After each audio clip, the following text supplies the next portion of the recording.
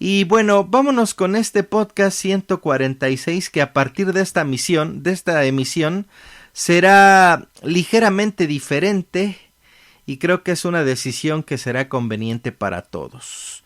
El podcast ya no durará 10, 12 horas, ya no más. El podcast estará durando entre 1 y 2 horas. Creo que es lo más conveniente para todos. De entrada para mí, yo podré grabar más rápido, me cansaré menos al hacerlo, le tengo que dedicar tiempo a unos cursos que estoy dando, me estoy titulando y además pues tengo que escribir pues lo que sigue de toda la historia y bueno pues es una chinga grabar y editar podcasts tan largos. Lo hice durante 8 años, pero ahora el tiempo hay que aprovecharlo mejor y hay que hacerlo más productivo. Por ejemplo, este podcast que están escuchando iba a ser por ahí de las 13 horas y bueno, pues se convertirá en 5 6 de hora y media, 2 horas. No estarán cortados con cuchillo pastorero, no se calienten. Cada uno será a continuación del otro hasta que se acabe. Y bueno, para ustedes será más fácil descargarlo, pues no es lo mismo esperar a descargar un armatoste de 10 horas a ir poco a poco. Seguirá siendo igual de aburrido escucharlo, así que no se me emocionen tanto. Y bueno, pues a ver qué sucede con esta nueva forma de publicar. Vámonos ahora sí ya con este podcast 146. Y bueno, ya todos saben mi postura ante el maltrato de los animales, y no solo a los animales, saben mi postura ante la pena de muerte, pero también saben mi postura ante las prohibiciones de lo que no nos gusta, ante la censura, ante la libertad de expresión, ante la piratería, y bueno, de repente mucha gente espera o entiende de alguna forma lo que aquí se dice, y eso está bien. ¿Sí? Lo que no está bien es que no lo entiendan. Entonces, de repente, y esto va a volver a causar cierta confusión, las antorchas seguramente se van a encender, pero eso no es algo que me preocupe o me importe. Voy a hablar acerca de... Bueno, más bien, les voy a compartir un texto a propósito de que hace algunas semanas en la red ese pseudoartista y disque director de cine, el Derbez ese, salió autodenominándose artista y tomando por bandera un tema políticamente correcto como la disque defensa de los toros, claro, sin considerar que toda su vida trabajó en Televisa, que junto con Rafael Herrerías tenían una mafia ahí y un negociazo, clara está. Y bueno, pues este cabrón, igual que como en su momento los Caifanes, cuando salían en el TV y novelas disque apoyando el movimiento zapatista, bueno, yo no estoy a favor de las corridas de toros, no me gustan y por eso no voy.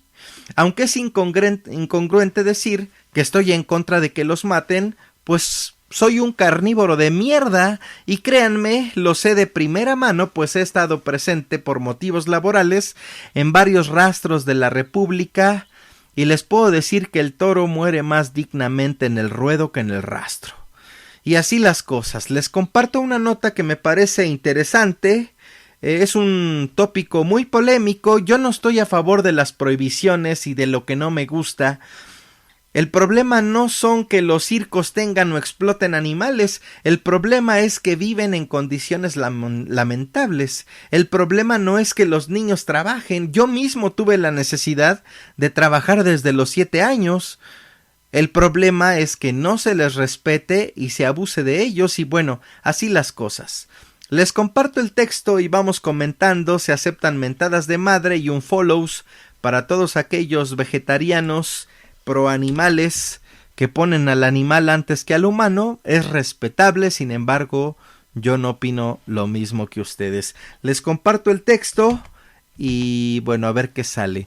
El texto se llama La cultura del toro de Lidia y es una respuesta de un cuatito llamado Eugenio Partida que le da a Eugenio Derbez y a su video antitaurino. Y dice así, les iba a poner el audio del video, pero ahí denle en Google y seguramente lo van a encontrar. Y bueno, dice así: es de celebrarse que las personas tengan buenas intenciones, particularmente para con los más débiles, entre los que se encuentran los animales. En lo particular puedo decir, sin ambages, que amo a los animales, y puedo decir que a través de la vida he sentido especial cariño e identificación con algunos gatos y perros, pues uno se identifica con los animales de la misma forma como se relaciona mejor con algunas personas que con otras. Me molesta y enoja particularmente el maltrato que se comete contra los animales. En la observancia de ese maltrato he encontrado que, si generalizamos, se realiza por dos razones: por sadismo y por ignorancia. Entre estas dos, el maltrato por ignorancia es más frecuente. Cuando digo que se les maltrata por ignorancia, me refiero a que la gente que comete esos actos no es particularmente cruel o desea hacer un mal a los animales, simplemente ignora la naturaleza de estos. Un ejemplo sería la gente que mantiene sus perros en los azoteas, aislados, casi sin contacto con humanos y otros animales. Sus dueños creen que con que no les falte de comer al animal, pues ellos están cumpliendo. Es curioso que suelen colocar casitas de perro en las azoteas del tipo que venden en los supermercados, hechas de fibra de vidrio o de metal, las cuales son totalmente imprácticas, excesivamente calientes o frías. Esas casitas sirven más bien para que el amo se sienta satisfecho de acuerdo con lo que le han inculcado en el imaginario Disney, en la idea absurda de que el animal reconocerá su casita y se sentirá feliz de tenerla, cuando lo que más extraña el animal es el contacto con los humanos y una vida activa fuera de esa cárcel sin barrotes que es la azotea. Yo conozco muchas personas muy bien intencionadas que hacen esto, le compran al perro toda clase de juguetes, le compran al perro su casita, su alimento, y digamos que los tratan bien. Sin embargo, esto, como lo explica el que escribe, es totalmente antinatural. Al perro no le importaría que se le otorgara la azotea como su espacio para vivir, con o sin casita, si se cumpliera con sus necesidades de paseos, afectos, rutinas de relaciones y actividades. Esto sucede porque la gente ya no sabe qué hacer. Ensucian o molestan con su presencia, y subirlos a la azotea para olvidarse de ellos resulta una solución que no es sino crueldad gratuita. El sacrificio por anestesia resultaría más bondadoso que una vida de sufrimiento dando vueltas a un tinaco en una cornisa para protegerse del sol. Esa es la falsa bondad, fruto de la ignorancia. Son incapaces de esterilizarlos o sacrificarlos porque lo consideran una crueldad, pero tampoco son capaces de informarse y tratar de entender la naturaleza del animal y sus necesidades como especie para saber si pueden compartir o no su vida con ellos. En el otro extremo se encuentra la mascota mimada, esa que a fuerza de mimos y sobreprotección pasa a ser un animal de peluche con necesidades fisiológicas, anulados todos sus instintos. En el perro maltratado por abandono o atado y su casita, y el perro mimado y encerrado al que se le han anulado sus particularidades como especie, se resume la relación de mucha gente de las ciudades con los animales. Esta actitud padece de la influencia de Walt Disney en la distorsión absoluta de nuestra relación con ellos. Disney los humanizó para ridiculizarlos, los convirtió en caricaturas de humanos. Esta distorsión de cómo vemos a los animales vino a reforzarse aún más con la aparición de la industria alimenticia para mascotas, con anuncios y eslogans para vender sus productos. A partir de eso, en una sociedad que dejó de ser rural y provinciana para convertirse en urbana, hay personas que creen que los animales no son ni pueden ni deben ser otra cosa más que mascotas consumidoras de croquetas, y que esa creencia les da una superioridad moral al grado de que se llaman o hacen llamar activistas, animalistas o defensores de animales. Y bueno, hasta aquí. todos los que se sientan aludidos, todos aquellos activistas de Facebook que de repente andan posteando ahí sus tonterías en relación a este tema, a que si somos la crueldad con los animales y que ellos salvan al mundo salvando un animal a la vez. Entonces seguramente ya se están ardiendo. No se calienten. Realmente lo que dice este compa es un buen punto. La gran mayoría de todos ustedes tiene sus mascotas y creen que con darle sus croquetas, con eso ya ya salvaron el planeta, y la verdad es que no es así. Personalmente, yo soy una persona que no es que odiara a los perros o a los gatos. A mí me dan alergia a los gatos. No es que los odiara, simplemente no me gusta o no me gustaba de partir con los perros y con los gatos. No me gusta, ¿no? Evidentemente mi hija pues no tiene la culpa, y en algún momento pues tuvo a bien solicitarme un perrito al cual le pusieron Forrest, y es un perro que se lo traen en chinga en el parque diario, que la mamá de mi hija va a correr. Es un perro al que habían corrido 3 veces la mamá de mi hija por cochino, porque se cagaba, por desmadroso, por lo que sea. En algún momento, afortunadamente, la madre de mi hija entendió pues que el perro es perro, ¿no? Y entonces ahora pues hacen su mejor esfuerzo porque el perro esté bien. Mi hija con eso aprende del respeto de los animales y la responsabilidad de un ser vivo. Y bueno, pues también yo, después de convivir con él y convivir con otros perros de algunas personas importantes en mi vida, pues le he agarrado como un poco el gusto a relacionarme con ellos. Incluso yo aquí en mi casa hay unos perros que no sé si sean callejeros o no, pero la verdad es que siempre que llego siempre están en mi puerta, en la puerta de mi garage, esperando a ver qué les doy de comer, y entonces pues les saco pues comida. Evidentemente no les hago comida. Por ahí habrá algunos puristas que digan que les doy mis sobras. Pues sí, güey, les doy mis sobras, perdón. Pero ellos se las comen con mucho gusto, y entonces siempre que llego a mi casa, pues los güeyes están ahí esperándome, haciendo fiesta. Al principio eran solo 3, luego 4, ahora luego se juntan como 7, y todos muy agradecidos me mueven la cola cuando entro, cuando salgo, a pesar de que no les dé nada. Y bueno, siguiendo con el texto. Muchos de estos activistas lo son desde su Facebook, desde la comodidad del hogar y con su poderoso dedo que da clics para externar sus opiniones, y con ello asumen la superioridad moral no solo de lo que deben ser los animales, sino de tantas otras cosas, todas las causas que ustedes quieran, pues solo necesitan dar clic para hacer circular cualquier moción, cualquier censura, cualquier restricción, cualquier veto, cualquier crítica. ¿Sabrán esos defensores de los animales que los productos con los que se alimenta su mascota, las croquetas tan tiernas y bellamente publicitadas, con tan lindos y simpáticos anuncios, se fabrican con residuos de animales industrializados? Nada hay más terrible en cuestión de maltrato animal, sufrimiento y desprecio por la vida de los animales que su industrialización. Cada segundo se están criando en condiciones abyectas y sacrificando en condiciones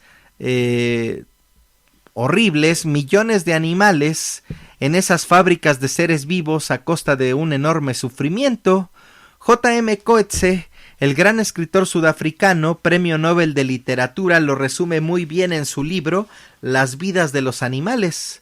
Cuando Elizabeth Costello, el personaje de la novela, viaja a Sudáfrica a dar una conferencia sobre el maltrato a los animales, dice: así como nos han enseñado a horrorizarnos por lo que les hicieron los nazis a los judíos, así debería horrorizarnos por cómo tratamos nosotros a los animales.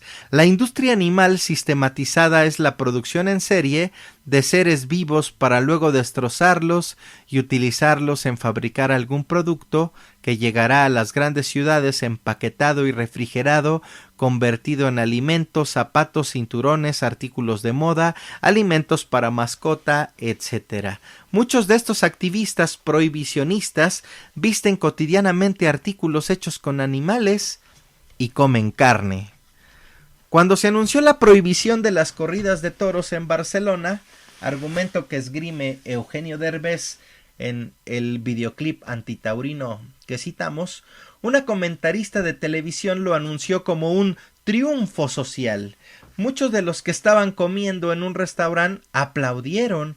Las imágenes mostraban a comensales no solamente excitados, sino enormemente satisfechos por las imágenes que mostraba la televisión. La prohibición. Y al mismo tiempo comían unos cortes de carne preparados mundanamente por un chef, carne proveniente sin duda de los mataderos industriales, y todos ellos calzaban zapatos de piel, cinturones, usaban carteras y bolsos. Así las cosas. El toro de Lidia pertenece a una raza aparte de las especies bovinas, conocidas como utilitarias. No es el macho de la vaca lechera, como creen algunos animalistas, y su historia junto al hombre es larga y extraordinaria. De la fascinación por el toro desde tiempos remotos hablan las pinturas rupestres, donde se inicia una larga tradición que asocia al toro con el arte, y el arte taurino es el arte que más produce arte. En consecuencia, el toro bravo tiene el valor de un gen conservado a través del tiempo mediante el proceso de selección, conocido como tienta, del cual hay testimonios escritos del siglo XVII. En la búsqueda de preservar el gen de la bravura se han generado los encastes, las líneas o reatas de genes determinados, registrados y pacientemente criados, a veces a un gran costo, por los ganaderos del toro bravo. En una crónica del diario El País del 29 de mayo de 2008, Jesús Ruiz Mantilla cuenta sobre una vaca en España llamada Doña Verecunda, una señora vaca respetadísima en la finca de Victorino Martín, que ese jueves, fecha de la nota, no quiso por nada del mundo acercarse a despedir a su vástago, que se embarcaba para ser lidiado en la plaza de Madrid. Se refugió apesadumbrada y llorosa bajo una de las encinas, relata Ruiz. Desde 2005 se han rematado en la plaza de Madrid a 3 de los suyos. Mañana le toca al cuarto. Todos se han llamado verecundos. Los otros toros en edad para ser lidiados, todos nacidos y criados en la propiedad de Victorino Martín, uno de los más prestigiosos criadores de toros bravos del mundo, tenían nombres y apellidos: Galguero, Colombiano, Plateresco, Polvareda y Planetario, todos registrados en el libro de nacimiento del rancho, con hojas de vacunas, cuidados, distintos pesos y edades, registro de las pruebas y observaciones a las que fueron sometidos y que dieron pie a que fueran seleccionados para ir, no a morir a la plaza de Madrid, sino, una vez más, a pasar por una prueba, esta vez la más difícil de su vida, en la que si demuestran las características de su raza, el gen que el ganadero ha ido seleccionando a través de sus pacientes cruzas, esto es bravura, pelaje, musculatura, cornamenta, fuerza, valor y nobleza, podrían salir bollantes de la prueba, vivos mediante el trámite del indulto, o podrían morir peleando bravamente por su vida, convertirse en un toro de leyenda entre los amantes de los toros, o en su defecto convertirse en una vergonzosa decepción, pues después de lucir musculatura, pelaje brillante, cornamenta pavorosa, podrían resultar ser toros cobardes que tratarán de huir de la plaza, como aquel legendario toro Pajarito de la Plaza México, del que hoy se venden pósters y que algunos antitaurinos creen inocentemente que se subió valeroso a las gradas a matar al público. Sería bueno saber pues eso solo sucede en el mundo de Disney, si doña Verecunda o las otras vacas de la manada se siente avergonzada de que un hijo suyo resulte un cobarde. Lo que sí es cierto es que para el ganadero, particularmente para uno del prestigio de Victorino Martín, resultaría una desgracia mayúscula. La mañana del relato de Ruiz Mantilla, una cincuentena de personas se reunieron en el rancho para ver el embarque de los toros de Lidia, que hasta entonces habían crecido en el campo, tranquilos, prácticamente sin ser molestados por otros hombres, fuera del caporal y los mozos. Dice Victorino Martín: nuestros toros viven libres en su entorno natural y salvaje, como debería serlo el hombre, o al menos como me gusta a mí. En las hectáreas de su propiedad, en la sierra de Cáceres, tiene un promedio de 1,400 ejemplares de toros bravos en 3 nombres o hierros: Victorinos, Urcolas y Monteviejo.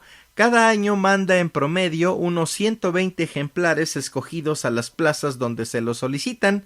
La cuenta no puede ser más sencilla: se manda a las plazas el 10% de la especie que pasta en sus potreros, de los cuales algunos pocos regresan vivos, indultados, para convertirse en machos que van a padrear, van a ser sementales, dice Victorino Martín en la crónica. Habla de ellos con emoción como si fueran de su propia familia, y los toros llevan su apellido. Los victorinos deben ser largos de cuerpo, con el pescuezo y el hocico estirado, bien aplomados, atléticos y con los ojos vivos. Miran de frente y tienen muy buena memoria. Victorino Martín tiene indultos en su haber en lugares como Madrid, Olivenza, San Sebastián, Badajoz, Logroño, con nombres como Velador, Garboso, Muro Alto, Molinito, y también se han levantado placas para recordar a sus toros, o se han abierto las puertas grandes para celebrar faenas hechas por toreros famosos a sus toros. Ante la pregunta a Victorino Martín, hijo, de cómo debe ser el torero que se enfrente a sus toros, responde: debe ser un torero muy capaz, auténtico y con una técnica depurada, pues el toro es un espejo en el que te miras, te devuelve un retrato fiel de ti mismo.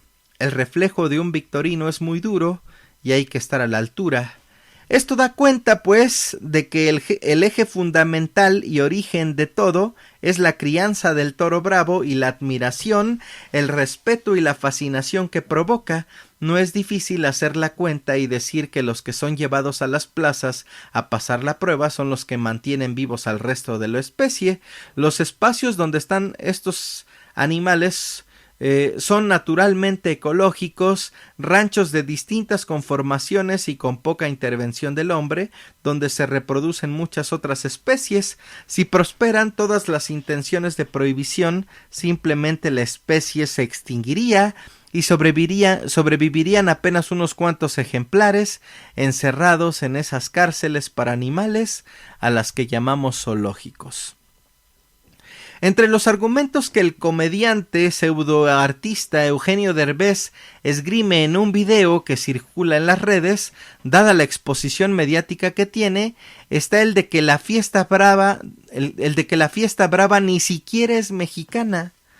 ¿Qué entendería Derbez por lo mexicano? En San Mateo Atenco, Toluca, Estado de México, se encuentra la ganadería de toros de Lidia más antigua del mundo. Entiéndase, más antigua porque perdura, no porque sea la más vieja que las de España, que desaparecieron o fueron vendidas o cambiaron de nombre. Atenco pervive desde el año 1552, cuando era propiedad de Juan G. Altamirano, sobrino de Hernán Cortés, y es un patrimonio cultural cuajado de historia. En Jalisco, en el poblado Cañadas de Obregón, pervive una plaza de toros de piedra construida en 1680, la más antigua del mundo, en pie y en funcionamiento, seguida de las de Bejar, Salamanca, España, fechada en 1743, y está en México. Además, la plaza más grande del mundo, que es la Plaza de Toros México. ¿Eso no es mexicano? ¿Cuál es el origen de la cultura mexicana en que vivimos? ¿Cuál es el idioma que escribo ahora y en el que hablamos? ¿Cuál es el lenguaje con el que Derbez cuenta sus chistes? Hay una gran cantidad de obras de investigación histórica, testimonios, archivos, tratados y de recuperación museística donde se explica que la mexicanidad es una fusión de razas producto de un choque cultural de dos mundos, pero bastaría con mirarnos en el espejo y observar los rostros alrededor para descubrir nuestro mestizaje. En el mismo nombre de la ganadería atenco, que es un nombre indígena, y la cría de toros de Lidia se entiende la fusión de dos culturas y razas. Existe una forma mexicana de interpretar al toreo. Hay una historia del toreo en México. Así pues, en la fiesta brava mexicana se concreta un mestizaje vivo y profundo. El ritual taurino es la representación de una tragedia, la tragedia de la vida y la muerte. Es honrar a una bestia que es llevada a la plaza precisamente por ser magnífica, a morir o a vivir, noblemente peleando contra un hombre que está dispuesto a sacrificarse en aras de lo que el mismo animal transmite, valor y estética. Ahí el hombre ya no es un vulgar matancero que mata para comer, como todos ustedes que comen lo que alguien mata para que ustedes coman. Se sublima en el y yo coma también. Se sublima en el sacrificio matando con lo más puro que tiene y que surge de su alma, el sentimiento y el dominio de sí mismo, viendo de frente a la muerte. La embestida del toro bravo, origen de la tauromaquia, demuestra que es un animal de emociones, las cuales se transmiten a los espectadores cuando estos son capaces de ver este arte vivo y efímero, lleno de peligro y gracia, un arte que evolucionó en lo popular hasta alejarse del mero folclore y alcanzar en sus mejores momentos el grado de la más alta y compleja representación artística. Y bueno, aquí valdría la pena preguntarnos qué es arte. De repente por ahí postean sus fotos de toros desangrándose y hacen la pregunta tendenciosa: ¿acaso esto es arte? Si vemos un poco más allá, podríamos en algún momento quizá hacer que ese arte nos sucediera, porque bueno, hay muchas cosas que se consideran arte y sin embargo no son las que nos den los mejores consejos ni las que tengan los puntos de vista más políticamente correctos, hablando del cine, hablando de la música, hablando de la pintura, hablando de la literatura, ¿no? El arte es lo que te sucede, y si a ti no te sucede el arte de la tauromaquia, bueno, pues no vayas. Si a ti no te sucede el arte de la lucha libre, bueno, pues no vayas. Si a ti no te sucede el arte de una ópera en Bellas Artes o de un pintor callejero en San Ángel, pues no vayas. ¿Sí? Eso es muy distinto a prohibir solo porque no nos gusta o porque no lo entendemos, ¿no? Habrá que decir también que no todo es miel sobre hojuelas en el mundo del toro, pues este es capaz de corromperse como todo aquello en lo que intervienen los hombres. La ignorancia es pariente de la marrullería, la fiesta tiene sus destructores internos, y no por saber de toros se ama a los toros, no por declararse taurino se puede apreciar el tamaño de su legado artístico y cultural. El abuso que se hace en esta fiesta no se hace poniéndole grasa a los ojos del toros para que no vea al torero, u otras tonterías de este tipo que en todo caso resultarían más peligrosas para el torero. ¿Para qué hacer eso si simplemente se puede llevar a la plaza a un toro de menor edad? 4 años y medio es la edad ideal, pues el toro está en su plenitud. La edad reglamentaria a veces es difícil de dilucidar y se podría llevar un toro de media casta, un medio toro o un toro engordado artificialmente que parezca mayor, ligeramente mutilado de las astas, lo que reduciría ampliamente las posibilidades de ser cornado. Paradójicamente, quienes más imponen estas deleznables acciones son las mismas figuras de renombre españolas cuando acuden a plazas que consideran chicas, sin prosapia taurina, donde no vale la pena arriesgar su vida y donde además no tienen gran valor las orejas cortadas. En México se ha vuelto una práctica común que abarca ya no únicamente a las plazas chicas, hasta la misma Plaza México con frecuencia puede verse esa práctica que ha alejado a los aficionados exigentes, pues se acaba con la emoción que brinda el verdadero toro bravo. Eso fue posible porque en gran medida los medios tradicionales, particularmente la televisión y los comentaristas taurinos previos a Internet, que tenían el monopolio de la crítica taurina, se dedicaron a tapar, por decirlo con un término taurino, al toro y a exaltar la figura del torero. Esto es lo que se conoce como torerismo, pues el toro no repite, es decir, muere en la plaza, mientras que el torero sí repite. Se crea y se explota la figura del torero para generar ganancias. Basta ver y escuchar con atención el programa taurino del joven Murrieta o sus comentarios en la plaza durante las corridas transmitidas en vivo para advertir cómo le dedica escasos adjetivos y descripciones al toro, casi inexistente en su narración, y en cambio exalta y exagera la figura del torero y lo que éste hace. Esto funcionó hasta que comenzó a gastarse y a echar fuera al público enterado, pues se trata de un torero carente de emoción y de verdad, y un remedo del toreo auténtico. Como se ve, los ataques que sufre la fiesta actúan por dentro y por fuera. Los toros de Victorino Martín tienen nombres y apellidos, y los medios toros sin bravura y de poca edad, muchas veces mutilados, también los tienen. Se llaman Bernaldo de Quirós, Los Encinos, Teófilo Gómez, y funcionan en una red de corrupción entre empresarios, vendedores, apoderados, veterinarios y jueces de plaza que tratan de imponerle al público esos toros fáciles para el torero. Al contrario de lo que pudiera creerse, entre los practicantes de tal bajeza en México se encuentran hombres de la talla de El Juli, o Morante de la Puebla, o Enrique Ponce. Pedir que por esto se extermine al toro de Lidia mediante la abolición de las corridas es como pedir que se extermine a los perros porque hay quienes los maltratan. Si se pretende defender al toro de Lidia, debe defendérsele precisamente en su integridad en la plaza, con el respeto al reglamento y en las funciones del juez de plaza, donde se le dignifica y se le da una oportunidad al animal. Para esto se necesita el conocimiento de las características del toro y sus cualidades, así como el conocimiento del arte del toreo. Y aún así puede resultar polémico, pues el toreo es un arte interpretativo que causa polémicas incluso entre los entendidos, pues cada toro es distinto, como distintos son los hombres y las tardes en las plazas.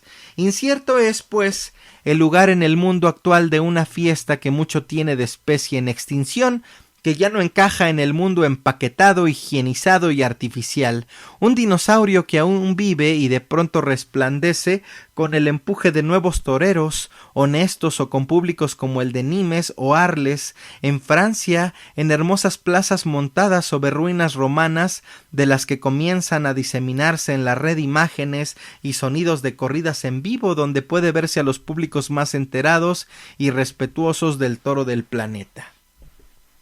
En Internet también se ha diseminado el movimiento antitaurino, al que se van agregando figuras mediáticas como Eugenio Derbez con su video.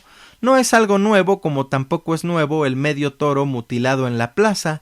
En distintas épocas se ha atacado a la fiesta y se ha abolido varias veces. Se han tenido que llevar a esconder toros a la sierra, al campo, para que el gen de estos animales sobreviva en momentos de guerra, de la misma forma como los franceses escondieron sus obras de arte de los nazis, que las quemaban por considerarlas degeneradas.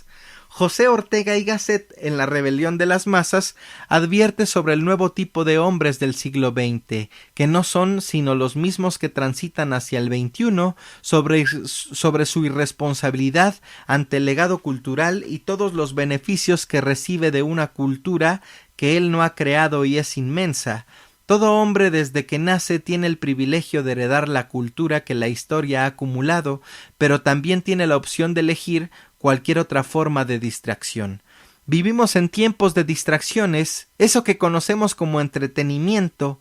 Derbez es precisamente alguien que se dedica a entretener. Refiriéndose al toreo, pregunta en su video: ¿habiendo tantas otras distracciones, crees que esto sea correcto? Luego pasa a denominarse artista a sí mismo, lo cual al parecer le confiere una autoridad moral superior para declarar que el arte es crear, no destruir. Derbez tiene la supuesta buena intención de ayudar a los animales abusados y se presenta como artista para validar sus palabras. pero no analiza ni discute, ni sabe, pero afirma. Dice ser creador y ataca destruyendo sin mayores conocimientos, simplemente porque así se le ocurrió. Pregonar eso no puede ser más que ingenuidad, lo cual se vuelve peligrosa, pues al tener una amplia difusión mediática como lo tiene todo lo pueril que alimenta la gran máquina del entretenimiento, pues tiene un poder grande de penetración.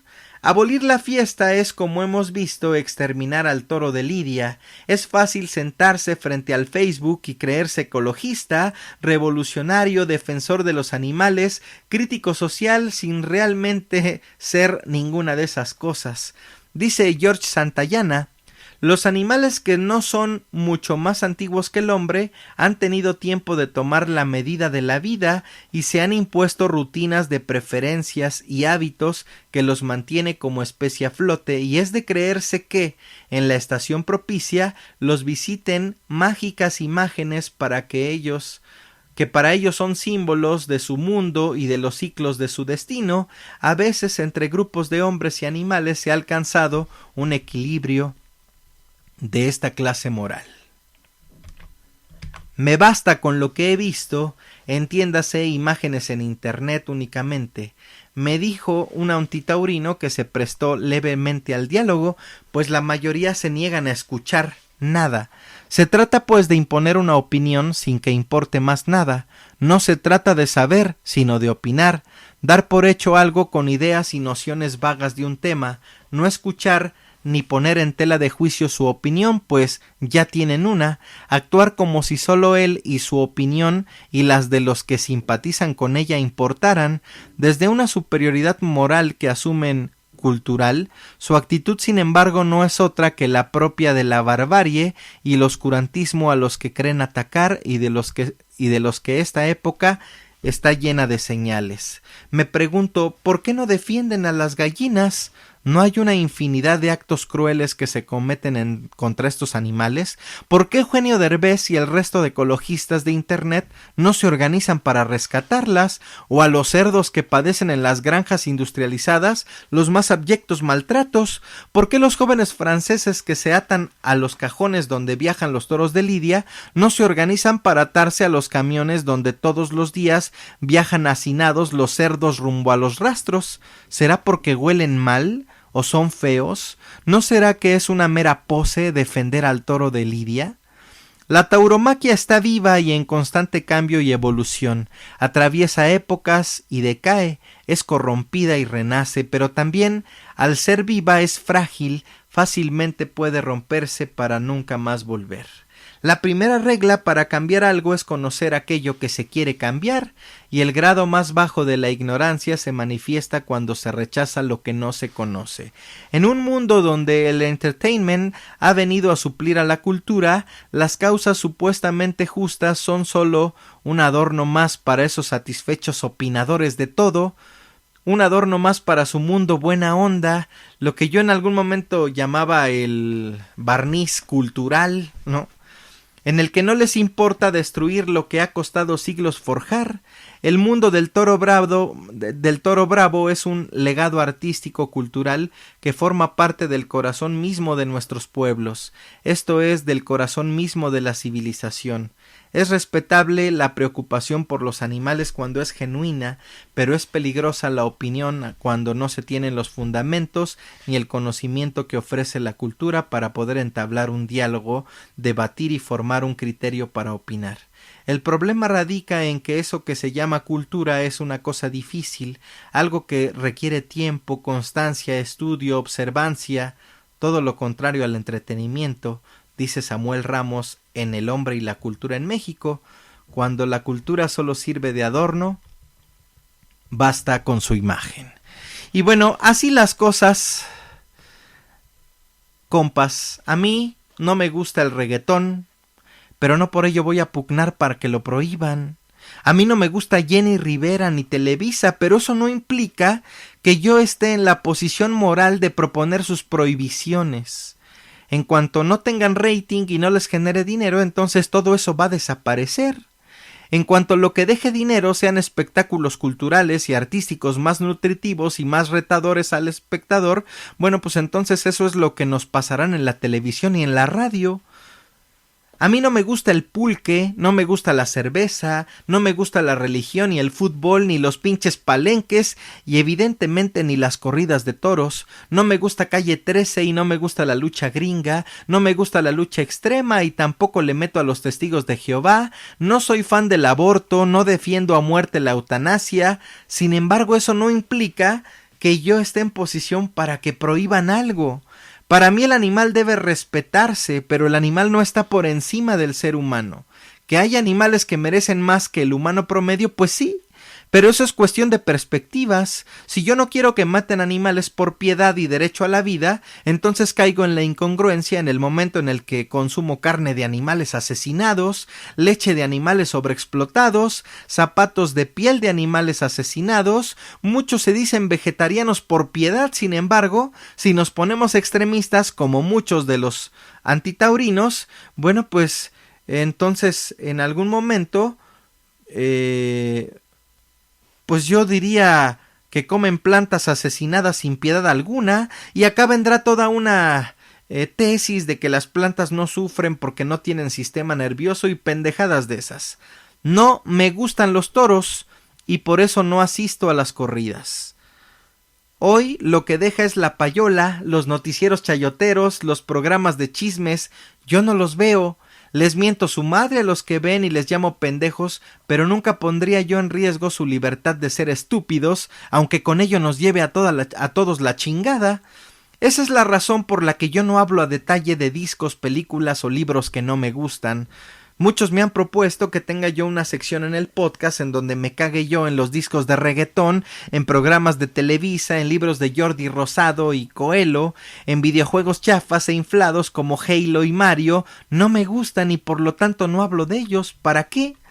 La cultura de la prohibición es muy peligrosa para nuestras libertades, y en varios estados la prohibición del aborto lleva a mujeres violadas a la cárcel por atreverse a pensar en hacerlo.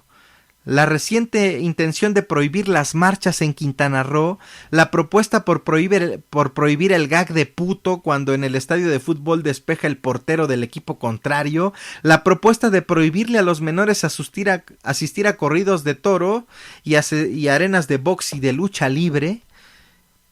El siguiente paso que planea dar el municipio de León es que también se regule la asistencia de niños a la lucha libre, pues el argumento es que contiene alto contenido de violencia, señaló la alcaldesa Bárbara Botello, después de que el jueves se aprobara que los menores de 14 años no pueden ir a las corridas de toros ni peleas de gallos. Tendríamos que pensar que tanto el box como las luchas son violencia, y si tendríamos que revisar el reglamento también de espectáculos porque no son formativos para el menor. Prohibir, prohibir, prohibir. Respecto a la controversia que se generó ante la negativa del regidor Alejandro Kornhauser sobre esta propuesta, en donde argumentó que el gobierno no es quien para decirle a los padres de familia cómo deben educar a sus hijos, la alcaldesa señaló que esto demostró que hay pluralidad en su gobierno. Eso dice, ¿no? Está la prohibición de ponerle a los hijos nombres raros, la prohibición de que las mujeres usen minifalda, la prohibición de besarse en la calle, la prohibición de que los hombres vayan en seleccionados vagones del metro, en taxis o camiones. Peña acaba de plantear regular los contenidos en los medios de información. Entonces, todo esto, toda esta cultura de la prohibición nos va a llevar en algún momento a un lugar en donde no queremos estar. A mí no me gustan muchas cosas, pero eso no quiere decir, y muchas debo decir, es por ignorancia. ¿Sí? El texto que les acabo de compartir me parece que tiene un punto de vista muy acertado. ¿Sí? La mayoría de la gente que yo conozco y que tiene mascotas está descrita perfectamente por el texto. ¿Sí? No es que no les importen los animales, pero es que con su ignorancia hacen que el animal no viva de la mejor manera. Uno de repente cree que el animal, como nos lo presentan las películas de Disney, antropomorfizado, Entonces, así tiene que ser, pero los animales no son así. Los animales muchas veces no tienen ni por qué ser domesticados. Ellos tendrían que vivir en otro lugar y de lo contrario, bueno, pues como bien dice el texto, el único lugar en el que vamos a poder ver a los animales, pues es el zoológico, ¿no? Y entonces cuando los animales no tardarán, cuando no, que hay que liberar a los animales y cuando un pinche tigre mate a un niño, entonces hay que apresarlos y es un círculo vicioso de incongruencia y de ignorancia muy pendejo. Entonces, ya para concluir este pedo. Cada quien tiene sus gustos, tiene sus aficiones, ¿sí? Y ojo, hay muchas aficiones, por ejemplo, una amiga me cuestionaba acerca de, bueno, pues entonces que hay que violar niños, porque ese es el gusto, y yo nada más no violo porque, no me gusta. Pero no, es que ese es el tipo de extremo que de repente los defensores de los animales cita, ¿no? No es que uno se tenga que poner en esos extremos, simplemente es tratar de entender muchas cosas que uno no entiende, ¿no? En el caso de los toros, pues personalmente creo que el punto que tiene este compa es de considerarse, de razonarse, y bueno, así las cosas. En el momento en el que nosotros estamos fomentando la cultura de la prohibición, va a llegar un día que alguien también la fomente y entonces prohíba algo que nosotros juzguemos que no está bien que prohíban, y entonces finalmente seremos parte de ese círculo vicioso que nosotros mismos estamos creando. Así las cosas.